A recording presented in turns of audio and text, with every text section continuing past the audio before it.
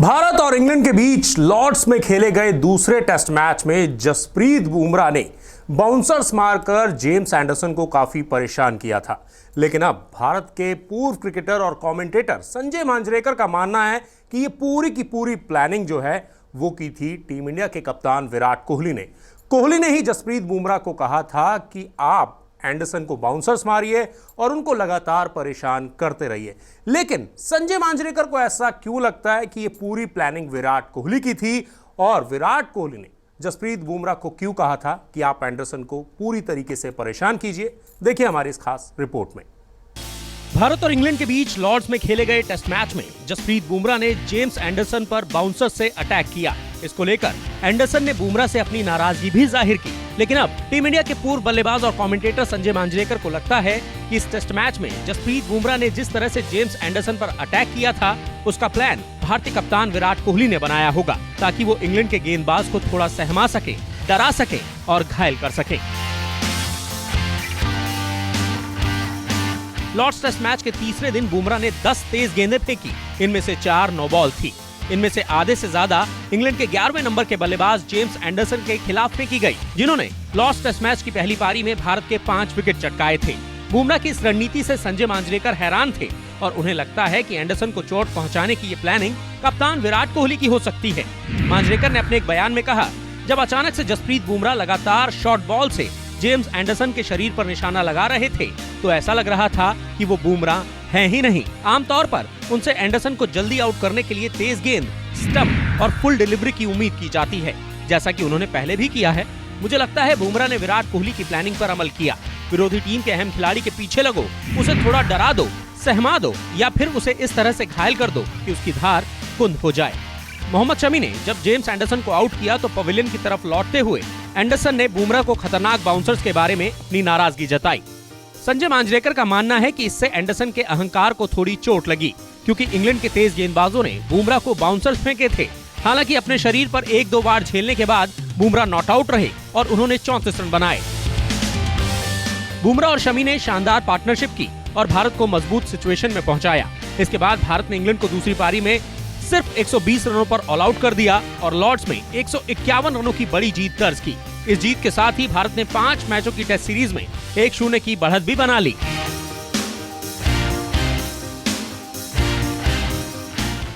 शोएब अख्तर को कौन नहीं जानता। शोएब अख्तर हमेशा ही सुर्खियों में बने रहते हैं, कभी मैदान पर कंट्रोवर्सीज की वजह से तो कभी मैदान के बाहर दिए गए उनके बयानों की वजह से।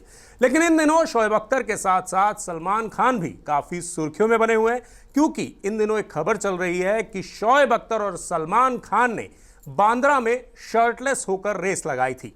लेकिन इस खबर के ऊपर अब शोएब अख्तर ने रिएक्ट किया है और उन्होंने बताया है कि इस खबर में कितनी सच्चाई है।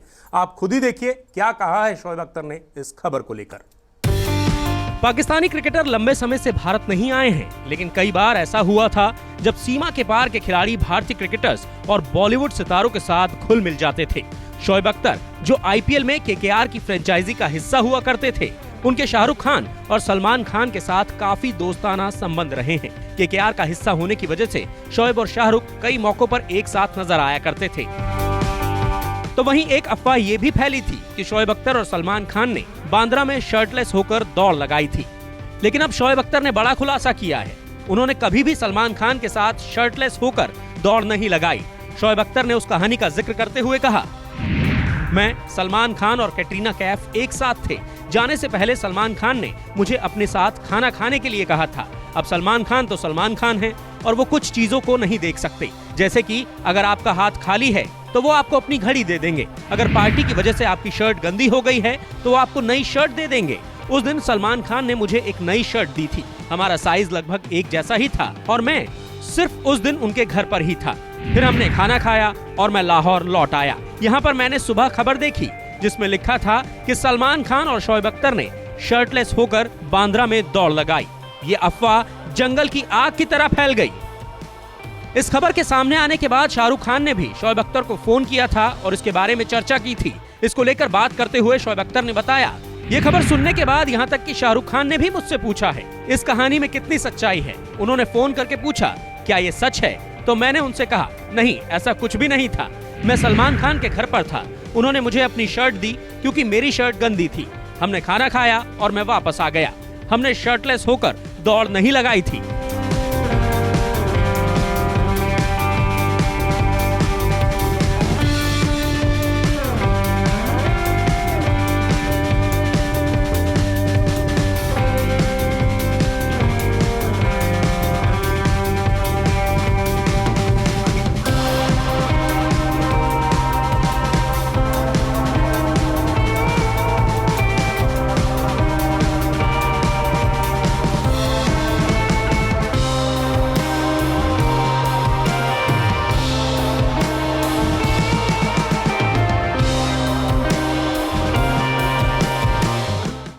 उन्नीस सितंबर से आईपीएल के पार्ट 2 की शुरुआत होने वाली है और आईपीएल पार्ट 2 में अभी भी कुछ विदेशी खिलाड़ियों के खेलने पर सस्पेंस बना हुआ है। लेकिन इसी बीच एक बड़ी खबर आ रही है कि पंजाब किंग्स की टीम ने नेथन एलिस को अपनी टीम में साइन कर लिया है। ऐसा माना जा रहा है कि रिले मेरेडिथ और झाई रिचर्डसन इस लीग में अब अवेलेबल रह सकते हैं और इसीलिए पंजाब किंग्स की टीम ने नेथन एलिस को अपनी टीम के साथ साइन किया है। लेकिन इसके अलावा भी एक बड़ी वजह है कि पंजाब की टीम ने नेथन एलिस पर दांव क्यों लगाया है, क्योंकि इस खिलाड़ी को अपनी टीम में शामिल करने के लिए तीन फ्रेंचाइजियां पीछे पड़ी हुई थी, लेकिन इस रेस में पंजाब किंग्स की टीम सबसे आगे निकल गई। आईपीएल 2021 के सीजन के दोबारा शुरू होने में कुछ ही वक्त बचा है। सभी 8 फ्रेंचाइजियों ने अपनी टीमें फाइनल भी कर ली हैं। हालांकि कुछ विदेशी खिलाड़ियों के टीमों के साथ शामिल होने को लेकर अभी सस्पेंस बना हुआ है। लेकिन इसी बीच एक बड़ी खबर आ रही है कि पंजाब की फ्रेंचाइजी ने ऑस्ट्रेलियाई पेसर नेथन एलिस को 14वें सीजन के दूसरे पार्ट के लिए अपनी टीम के साथ जोड़ दिया है। एलिस के पीछे कुल 3 फ्रेंचाइजियां थी, लेकिन बाजी मारी पंजाब किंग्स की टीम ने।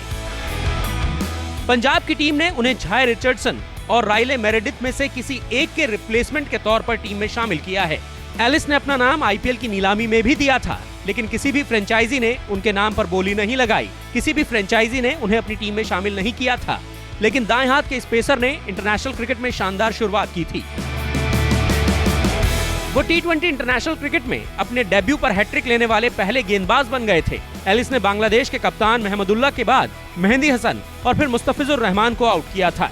एलिस ने 5 टी20 इंटरनेशनल मैचों की सीरीज के तीसरे मैच की आखिरी 3 गेंदों पर अपनी हैट्रिक पूरी की थी। इसके बाद उन्हें टी20 वर्ल्ड कप के लिए ऑस्ट्रेलियाई टीम में रिजर्व खिलाड़ियों की लिस्ट में शामिल किया गया। बांग्लादेश में उन्होंने जिस तरीके का प्रदर्शन किया, उसके बाद अब उनकी डिमांड बढ़ गई है। एलिस के पास अब आईपीएल में अपना हुनर दिखाने का मौका होगा। अगर ये तेज गेंदबाज यूएई में अच्छा प्रदर्शन करता है तो आईपीएल 2022 के एडिशन के लिए उन्हें अच्छी कीमत मिल सकती है। आईपीएल की सभी फ्रेंचाइजियों को अपनी टीम फाइनल करने के लिए 20 अगस्त की तारीख दी गई थी, लेकिन कुछ विदेशी खिलाड़ियों की मौजूदगी अब भी सवालों के घेरे में है और इसी वजह से अब पंजाब की फ्रेंचाइजी ने ऑस्ट्रेलियाई पेसर नेथन एलिस को अपनी टीम के साथ जोड़ लिया है।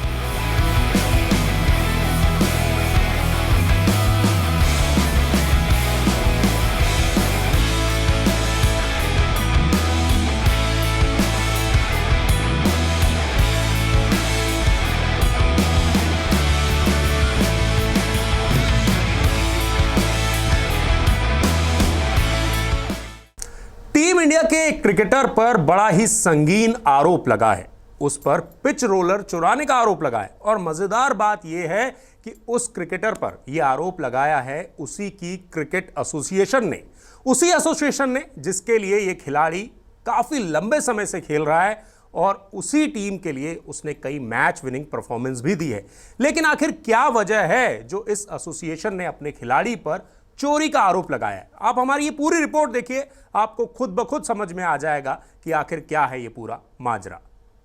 जम्मू कश्मीर क्रिकेट एसोसिएशन ने अपने खिलाड़ी परवेज रसूल पर एक बड़ा ही गंभीर आरोप लगाया है। क्रिकेट बोर्ड ने रसूल पर रोलर चोरी करने का आरोप लगाया है। जम्मू कश्मीर क्रिकेट एसोसिएशन ने साथ ही रसूल को नोटिस जारी कर ये कहा है कि या तो वो पिच रोलर लौटाएं या फिर कानूनी कार्रवाई का सामना करने के लिए पूरी तरह से तैयार रहें। जम्मू कश्मीर क्रिकेट एसोसिएशन ने अपने नोटिस में कहा, आपके पास JKCA की जो भी मशीन है उसे वापस कर दें। इन मशीनों को वापस करने के लिए आपको 1 हफ्ते का वक्त दिया जा रहा है। अगर आप ऐसा नहीं करते हैं तो फिर आपके खिलाफ पुलिस कार्रवाई की जाएगी। जम्मू कश्मीर क्रिकेट एसोसिएशन द्वारा लगाए गए इस आरोप को परवेज रसूल ने पूरी तरह से खारिज किया है। रसूल ने इस मुद्दे पर बात करते हुए कहा, एक इंटरनेशनल क्रिकेटर से बेहद बुरा व्यवहार किया जा रहा है। मैंने जम्मू कश्मीर क्रिकेट को अपना सब कुछ दिया है। इस तरह के आरोप कैसे लगाए जा सकते हैं? ये बहुत ही दुर्भाग्यपूर्ण है।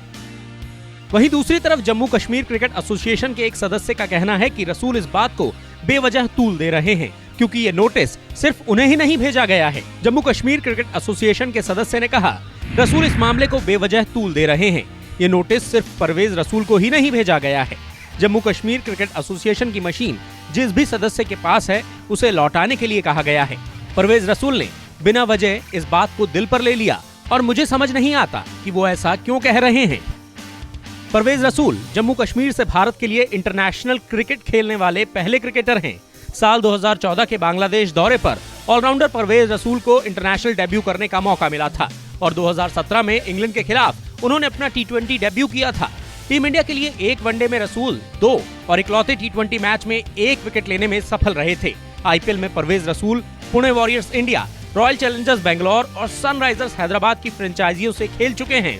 उन्होंने IPL में कुल 11 मैच खेले हैं। इस दौरान उनके खाते में 4 विकेट आए हैं।